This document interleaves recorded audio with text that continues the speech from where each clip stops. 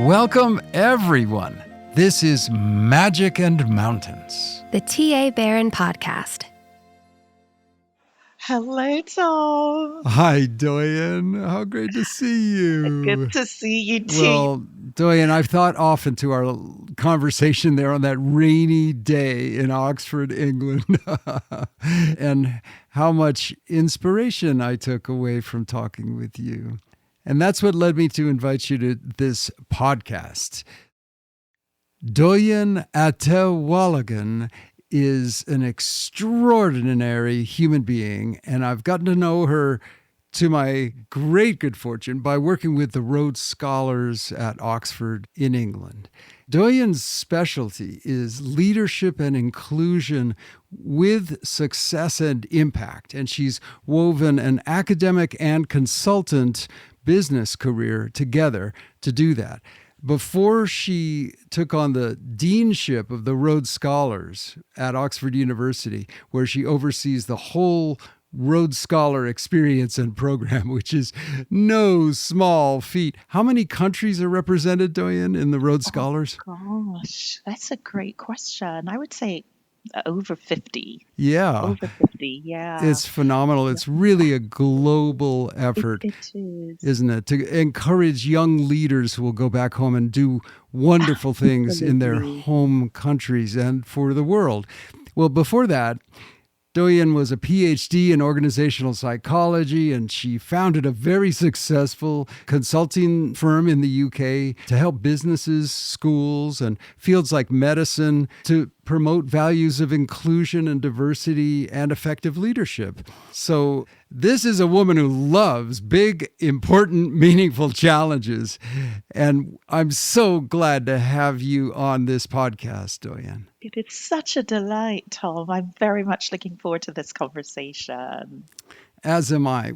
Let's dive in at the beginning, which is your story. I must say, your story is so powerful. Doyin, tell us about the childhood you had in Lagos, Nigeria, and how you walked the trail from there to doing what you're doing now as the Dean of Rhodes Scholars at Oxford University. Thank you for the opportunity to tell my story. I grew up in Lagos, like you said. I've lived in the UK 30 years now. It's gone so quickly, and maybe we'll come back to the notion of, time and chapters in one's life. But I grew up in Nigeria, and I think one of the endearing memories is of family holidays and like enjoying school and kind of big families in lots of different places, parts of the world. And one of the reasons I bring this up right now is I certainly did not have a full appreciation of how fortunate I was at growing up in Nigeria and thriving at school, having lots of role models and kind of family members who wanted the best for me. Mm-hmm. Things changed quite a bit the summer just before I turned 17. Unfortunately, I lost my mother in a car accident.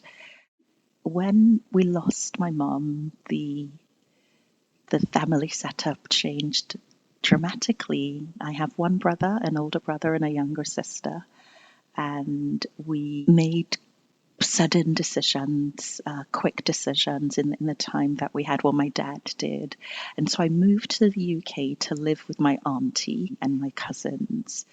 I moved from a large, vibrant, colourful, loud, assaulting all your senses Lagos to a small town, almost like a large village type setting, quiet, often wet, sometimes grey. No, it never rains in England. Never. And, that was one significant moment or stage in my life where I felt a keen loss of much, of much. So not just my mother, which of course was fundamental, Hmm. but friends and family, but also privileges that I hadn't quite brought to my attention. You must have felt so lost and alone in that time. Absolutely. How did you find your way in the midst of all of that change? It took a while. I think one of the things that I took from that is the understanding of the importance of well-being and mental health and having conversations about that, because I probably experienced a period of depression. I wasn't diagnosed then, but that probably was what was going on for me. So journaling at that point, I had always kept a little diary. I crafted a long story. In fact, I can't even say that I ever actually finished it. I told my life using Hmm. narrative, third person, and sometimes first person Hmm. at that time. Was that helpful? It was exceedingly helpful. It helped me retain a memory of the life I used to have. Right. Right? That was grounding in some ways. In many ways, it helped me remember who I was.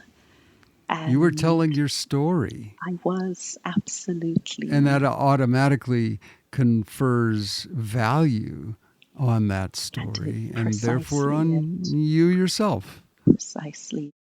Yeah. But my family, I do want to also pay significant kind of like homage to my auntie, my dad, my brother, so my cousins. In many ways, my family supported me and we got through it. Wow. And I also was able to find joy in my passion in psychology. So Mm. I think that also helped me at that point in time. Those are some of the strands that I held on to. Wow. Mm. It's such an inspiring story. And Mhm. clearly, you've taken the virtues and the Mm. beauties of that struggle, of those difficult times, and turned them into a profession that helps and encourages and adds value to individuals and their societies around the world. Indeed, I feel very privileged as part of the Rhodes community. Like I said a few moments ago, it wasn't until I left Nigeria and moved to the UK that I realized how fortunate I had been in many ways. So, for example, a relatively simple example is I was very fortunate growing up in that my granddad had a house in London. So when I moved to the UK, like using the tube, kind of like getting from whatever Golders Green to Oxford Street, very straightforward. And one of the things, with the Rhodes community, it's a scholarship for international postgraduate students who are phenomenally successful in many ways, to come to what it can be for some a quite potentially a very different space and experience, right? And, Yes. sometimes just being in a place or space that feels so alien, the building, the climate, like you're familiar with the language, but it's not quite, doesn't Right. sound exactly the ways you No. expected it, right? Right? And then all that you know, or all that you thought you knew, or very little of it, is present, and that can be quite disorienting. Yes. And so one of Yes. the things that's important to me is noting that and remembering that for all of these superbly talented young people who may be taken by surprise at how potentially disorienting this move transition. I agree. And I can't tell you how striking it is to me that very challenging youthful experience of your own life, landing in England, such a faraway place and such a different culture and different in every way, must now ground you in such a crucial way in helping, reaching, listening to these extraordinary young people who come from all over the world and are having a parallel version of that experience. Absolutely. How could you have prepared for that better, really?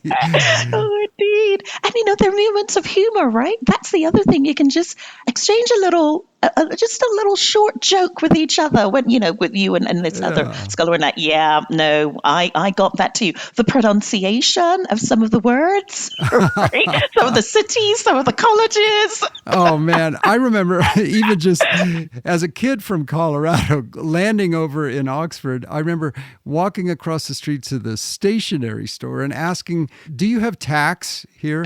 Because I wanted thumbtacks and I wanted to put some posters on my little wall in Balliol College, Oxford. And the guy looked at me and he said, oh, we have tax on everything. It's a horrible situation. The Labor government has gone amok, and there's 18% on this and 18% on that, and I'm about to go out of business, and the country's going to hell, and and I endured a 10-minute lecture on the tax system because I'd asked for tax instead of drawing pins, which is the correct word.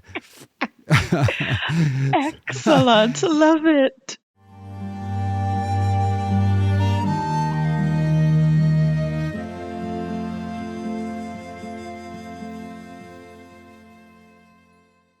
Doyin, let's discuss those wonderful young leaders from around the world. How do you empower them once you've established a way of connecting with them? How do you empower them to go back home and help their societies and the world after their time in Oxford? One of the things I want to kick off with is each individual, as you will know, and some of our listeners will know, like each Rhodes Scholar is so phenomenally talented and special and unique in their own way. So because the process of identifying Rhodes Scholars is, it's been going on for over 100 years. The character, the spirit, the thrive to bring the best of oneself to the service of community and society more broadly. And I have so much admiration for that. Yet, there is such an opportunity to nurture the connections between each unique individual in a place such as Oxford and within the Rhodes community, within Rhodes House. So one of the things that we are quite conscious of is it is so tempting, of course, to, but bearing in mind what we've said, you arrive in Oxford and, it might be a little disorienting, destabilizing. It's so tempting to latch into the familiar, right? So the people who look like you, who sound like you, who came from the same constituency or country or part of the world that you came from, who belong to the Rhodes community. And one of the things that we do is we provide the opportunities and the spaces for connections that perhaps ordinarily wouldn't necessarily have naturally happened to come to be. So there are many organic, social, informal opportunities, but we also have some more formal programming, opportunities for the young people who have just come into Oxford and are joining the Rhodes community to take the space and the time to pause and reflect on the impact they want to make in the world as individuals, but also as members of this community. There's a magic in working one-on-one with the scholars to create the space for groups and connections and cohort and community where we turbocharge in some ways the possibilities for impact through that kind of building a sense of a community. And one of the expressions we use, which I love, is the idea of the Rhodes community and scholars and residents being unlike-minded. They're so diverse in terms of their pursuits and their disciplines and their interests. Unlike-minded, but like-hearted. Right? Lovely. That's lovely. Listening to you, this strikes me as extremely important work for anyone, to any human being on this planet at any point in life, to have an opportunity to go deeper and ask questions about what are your core values and what will you do in this life that you are given. But I think there's an especially important opportunity with these outstanding young people from all around the globe who've been incredibly capable and proficient in doing other people's assignments, basically. That's why they have such great grades. That's why they're always successful in what they have done until this moment. But this is the moment for them to start to ask themselves, what assignments do I want to give myself? This is not a life I want to lead forever. I've learned a lot. I've grown a lot in doing that. But now I want to give myself direction and assign myself what are my priorities. And to do that, you have to go deep into yourself, right? And ask those big questions. Yeah, I totally agree. And I think, for example, one of the quite inspiring conversations I was privileged to be a part of as part of the Rhodes community most recently, we talked about the imposter phenomenon, right? And how you potentially can come into Oxford carrying the weight of being, a student at Oxford, being awarded the Rhodes Scholarship, being able to work the academic system, prior to coming into Oxford, and then coming in, then sitting with the significance of this opportunity that's been given to you and making sense of it yourself, of what expectations you might be setting for yourself, but also what expectations others, or you have inferred that others have, right, kind of laid for you. And we had a very, really open, quite vulnerable conversation around all our experiences, including mine, of a sense of how you might find yourself in a space that raises questions. Good. Right, to you about whether you ought to be in this space or not. And, going back to the idea of authoring and self-authoring, one of the strands from that conversation was acknowledging and accepting and noting that you are here. So it's no longer a question of whether you ought to be or not, because you are. And in writing that story as a young girl who had landed in England, you were doing that intuitively. You knew you needed to honor your own story before you could go beyond that and do things in the world. No, definitely. Tom, the other thing that's coming to mind that directly linked to one's ability to honor oneself is another theme that comes up in the Rhodes community is the value of self-compassion, giving yourself permission. So important and so difficult. Absolutely. You've heard me talk with the Rhodes Scholars, Doyin, about the metaphor that I like to use of see your life as a story. Mm-hmm. And part of what I like about that is it's empowering, because when you think about that metaphor, it means you get to be the author of that story. No one else. You. It's your story. But the virtues of that is that if you say, my story matters, it means that my choices matter. Mm-hmm. And that means my life matters. And it takes on a weight at that point. It takes on a bit of gravitas. Yeah. This is my life. What am I going to do with that precious, fleeting, fragile, vulnerable gift that I have? All the skills, all the intelligence, all the heart that I bring to it. What kind of story do I really, truly want to write? What will my story be? Now, if you've never been asked that question before, it's a scary, big question, right? But it's such an important question. And as you and I know, the sweet spot is if someone answers that question by going inside and saying, this is what I truly care about, and this is what I think the world needs that I could help, and puts them together, then that is absolutely the path to a meaningful life. I fully agree, fully agree. And the thing that strikes me of that metaphor, and, when we think about the young people that I've, had the privilege of working with over the last few years, is yes, it gives you that agency, right? But also when we think about any story, right, or a particular story, we can imagine in that story, of course, the multiplicity of perspectives, of narratives, of possibilities of where that's going. However, with any story, there is a beginning and there's an end, there's an arc.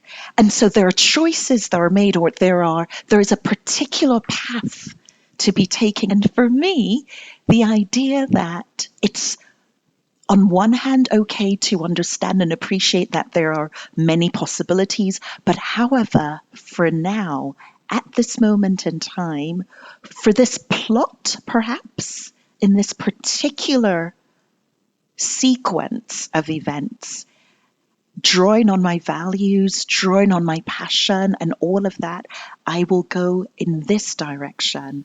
Right. I love that before for me and for the scholars, because sometimes with some of them, sometimes you can perhaps experience a sense of anxiety and maybe even a sense of being frozen and unable to move because you have so many choices to choose from. And that's where it helps to think of not just the overall story you want to tell, but this particular chapter.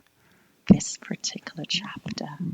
Break it down into a small bite and say, I'm not going to eat the whole pie at once, but I just want this bite. And this bite is about X. And then after that, I'll be in better position to pursue Y. And you don't have to eat the whole pie all at once. In fact, you might choke if you try to do that. Especially if it's one of those English steak and kidney pies, let me tell you.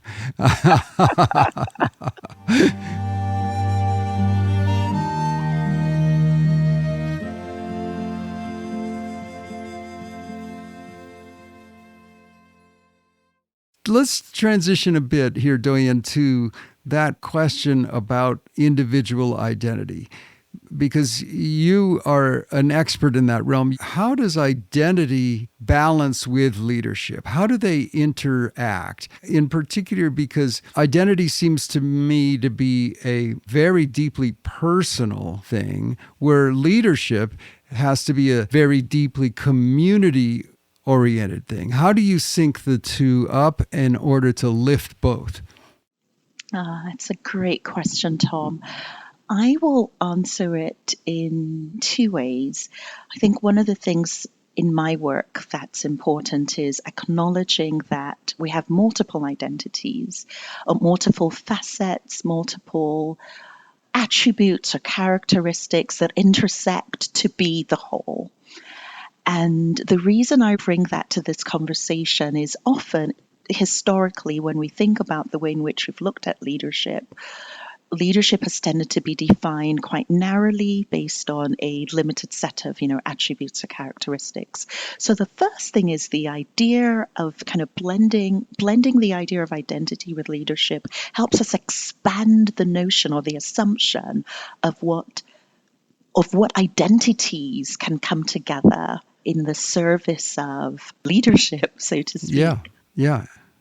Any cause. Yeah, absolutely. And each aspect of yourself. So, for example, if we look at some of the commonly used social identities, the commonly referenced social identities, my Nigerian identity, my being someone who self-identifies as Black, being someone who self-identifies as an immigrant to this country, someone who self-identifies as having kind of middle-class upbringing, all of those identities, and kind of some of them are privileged, some of them are more privileged, others are less privileged, are important for us to acknowledge as I think about the work that I do and how I interface with other people when we think about more community level or societal level accomplishments.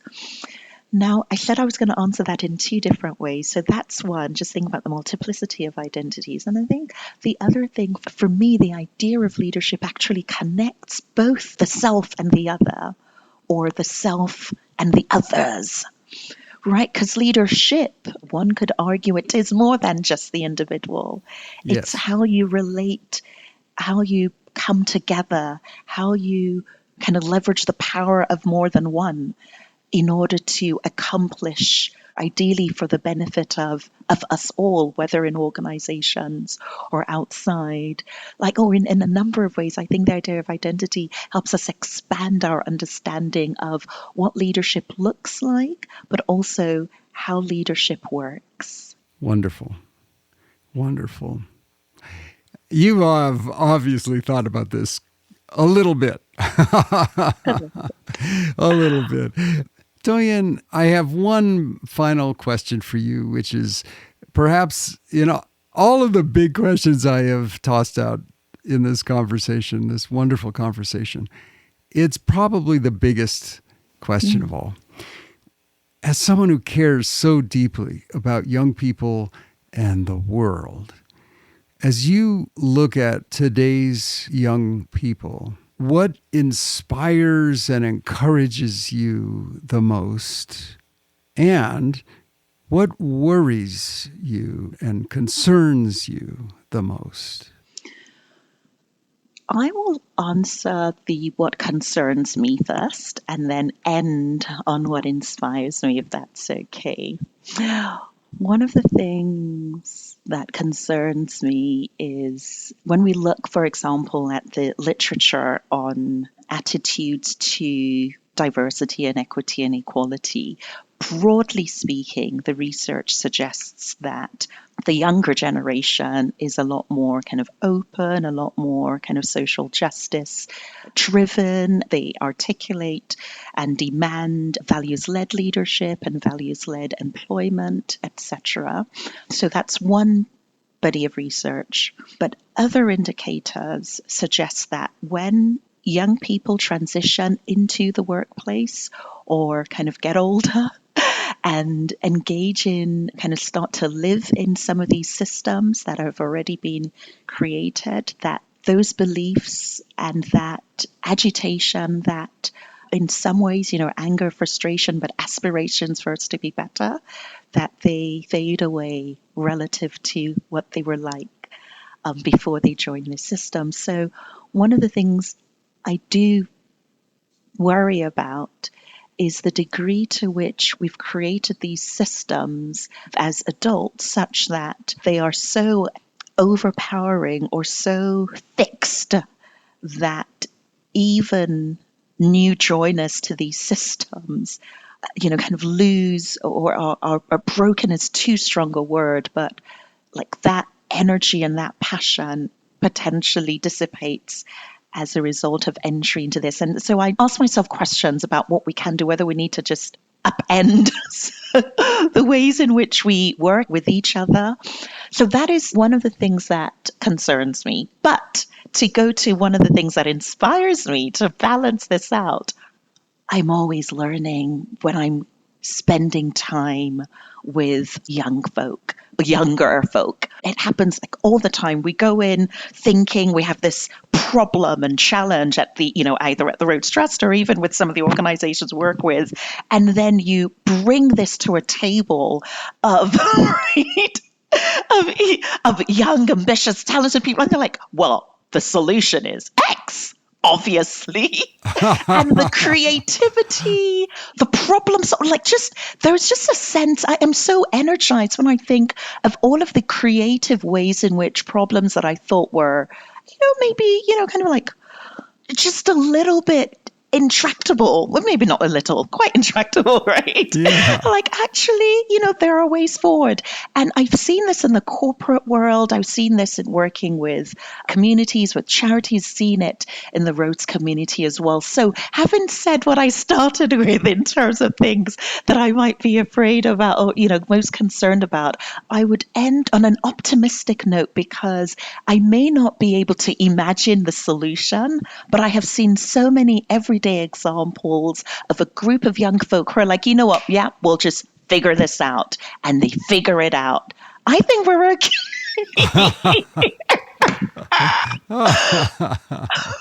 Oh, I love that. And I know it's true, having the great joy of working with young people and having had the incredible joy of being a dad. I know that young people have that wonderful vitality and vision and high ideals and also relentless drive to make it right. And a good sense of humor on top of that. So we can always learn so much from them.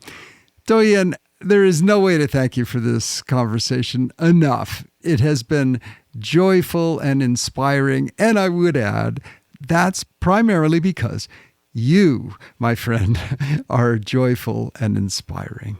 It's been such a pleasure, Tom. I have totally enjoyed our conversation. Thank you for the invitation.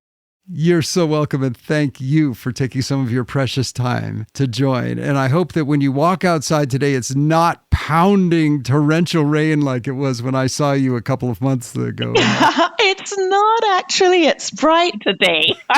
Well, enjoy it while it lasts in sunny England. Thank you, Doyin. Thank you, Tom. All the best. To everyone out there, let me just say thank you so much for joining us for Magic and Mountains. We'll see you next week. And in the meantime, may you have magical days. We hope you enjoyed this week's episode of Magic and Mountains, the T.A. Barron podcast. Don't forget to subscribe, leave a 5-star review, and share this podcast with your family and friends. For more information and to find all of TA's books, visit tabarron.com. Have a magical week.